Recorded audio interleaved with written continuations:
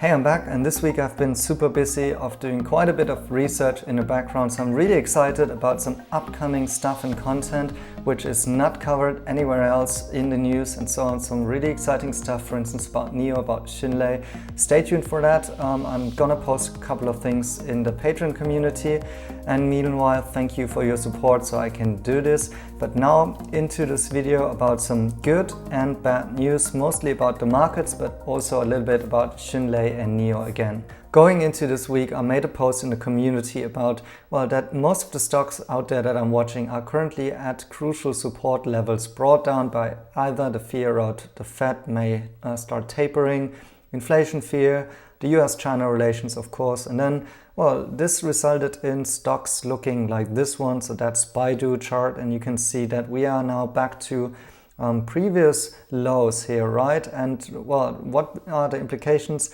Basically, in case that we are trading below these levels, this would actually mean that we are breaking very important support levels and thereby could actually see a much steeper decline from here. So this is important not only for Baidu.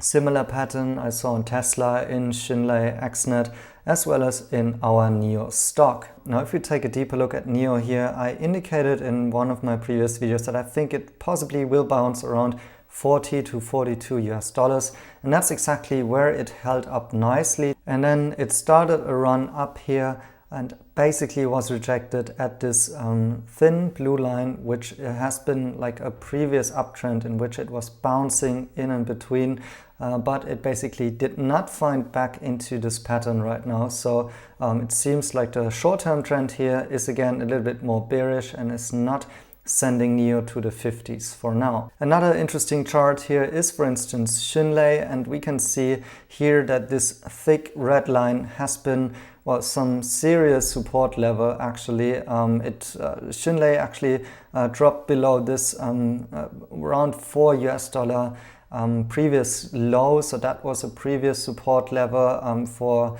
making kind of a double bottom here. That didn't happen. It went actually down even further, and as you can see by these green candles when we zoom in here, it even traded below those support levels during the day, but mainly closed actually slightly above those levels those 2 days. And so it also went back these days and retested this overall downtrend here. So generally you can see that these are very important levels here now for Xunlei, because you have this strong support coming from this side and also the strong downward trend. So either it needs to break to the upside, which should be rather a heavy move, or if we go down, then there really isn't so much support here and it could really fall to quite low levels. And obviously that is worrying because, of course, Xunlei has sold off around 60% from the all-time highs in February.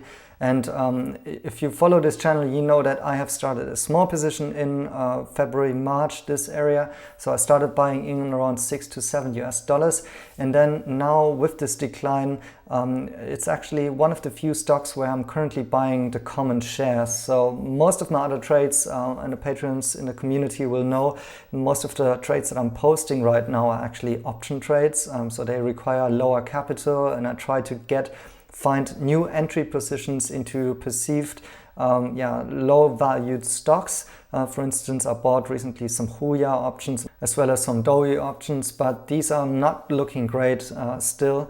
On the other hand, for Xunlei, it's one of the few stocks where I'm adding to, because it's a young position for me. I just opened this position, and that means that I'm still building my conviction. And on the other hand, it's for me a good opportunity here to average my cost basis here and actually make it lower as the stock is selling off more and more. At the same time, I'm doing more research around this stock, and so far I always come to the conclusion that this has potential, and I'm also coming to the conclusion that the valuation is also quite comforting here, although of course it could always sell off more, but it's now trading at 260 million market cap. They have 250 million US dollars in cash at hand, so you can see you get the team, the cash, the R&D, the know-how, a user base of 50 million users, 4 million subscribers, so actually high multiple revenues there. But the market is obviously not acknowledging that. Of course, you would also get the liabilities and the debt, but these are, I think, just around 100 million. So in the end, the business is very low value there, and I would say it's mostly because it's a very unknown stock, and it's kind of a risky play, of course, as well, because it's coming from this area of being a download manager initially, but as I mentioned before, it has so many different opportunities. I see it rather as a play in the area of cloud computing and edge computing, which is the growing business arm of Xunlei right now. Plus, on top of that, they are venturing into short videos, and that's why I have some news to share in the next coming days. And then also about the download managers and Dropbox-like services, which are subscription-based. And of course, they have also some other download formats or video streaming formats, and some of the largest video streaming clients in China. So that's where I see this is a manifold revenue opportunity there. Of course, they are also aligned with the topic of blockchain technology, which is of course also facing some issues recently with the crypto downtrend. So this may also affect the stock. But in general, so far my due diligence and conclusions show me that this is actually an opportunity there, and then that's why I want to invest in them rather than, for instance, other opportunity areas that I have right now, because they're actually showing a fundamental uptrend in terms of revenues growing. They're actually turning profitable, and so if I weigh all of this against other opportunities, other stocks that are around there and people are currently buying and so on, then I think that this has more potential in my views over a longer time period, and that's why I'm currently averaging down at those levels, because we're close to support, although it's quite risky, right? So as I mentioned, like if the support would not hold, then of course I would need more dry powder and even average down further. So but now we're also going into earnings. Crypto is kind of recovering, and also what I see is that on the fundamentals the company is improving. So these are also reasons for a possible turnaround in the future, as well as that it seems like the US-China relations thing has been digested a lot by the markets right now.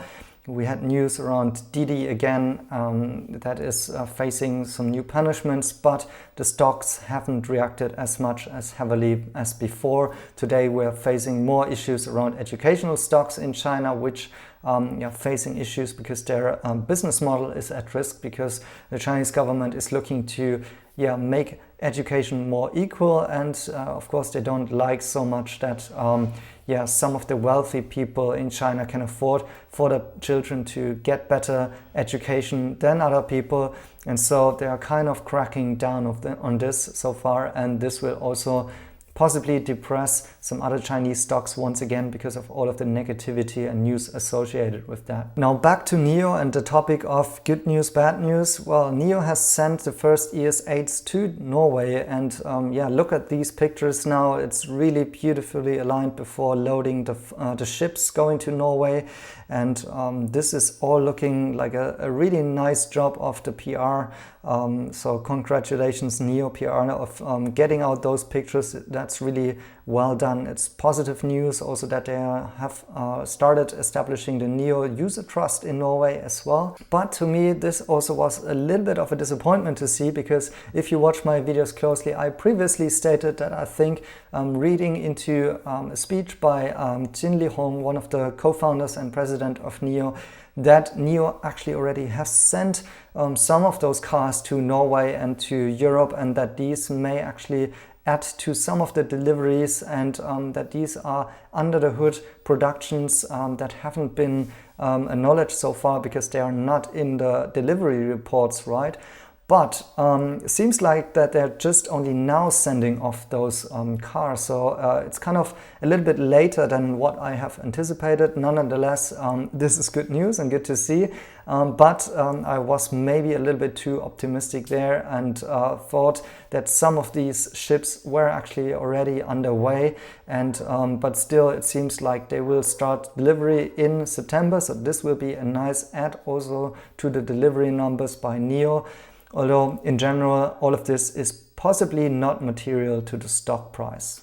So summing things up, this week was quite important. Going into the week, we saw that most of the stocks were actually holding the support levels that I have outlined before in the Patreon network. So that's the positive. On the other hand, there wasn't enough steam for making a new clear direction, whether or not this tech rotation will reverse into growth stocks. Or also on the Chinese-US issue, we haven't seen a clear signal yet that the market has entirely digested all of those issues around that. And so there is still not a clear signal that there will be a reversal into these Chinese equities. But in general, I wouldn't say that this is a general issue of Chinese equities. This sell-off, in my opinion, is still that most of the investors are actually smart enough to make the differentiation where it will be actually an issue to the bottom line of those stocks. So I think the Chinese equities here are trading mostly actually still in line with the bigger tech sell-off, and most of these Chinese equities will also benefit and recover if we will see a growth back into those techie and more risky plays. But on the other hand, I see the big caps like Apple, like Facebook, like Google, they are reaching all-time highs because they are perceived safe havens, and also because we're running into the earnings season. And what I am suspecting is that we will see some profit taking in those names. And for instance, also in Apple, which disclosing this, I'm currently short Apple and I bought some puts in order to hedge my portfolio. So in terms that if we get a major correction in the overall markets, and also if the bigger caps are actually correcting, then I can kind of secure my portfolio here a little bit. And my personal opinion is that I would see, I suspect we would see a rotation back into those smaller caps and more risky plays, because this is where the investors will possibly look for some gains and some profits in the future. And most of those smaller caps of the growth tech stocks are still lagging behind the performance of those larger caps. So it's still not a week where we get a clear indication, but now we're going into the earnings season. Twitter has reported, I also bought some Twitter calls recently, and Twitter reported really great beat on their earnings, but also a great guidance. So this is a great start into the earnings season and should actually help some of these growth names to hopefully also anticipate a little bit of the earnings. But we will see today. Maybe the headlines about the Chinese tech education problems will once again be at the forefront and the most important thing there. But anyways, let me know down in the comments whether you think that this is now bottoming out, or if you think we still have some more correction to go. For the brave ones of you, I think this might be a point where you could add 2 positions. I am personally doing so with my Xunlei common stock, and then on the other hand also looking to dive into some very cheap options there. Anyways, thank you guys for watching, and see you on the weekend.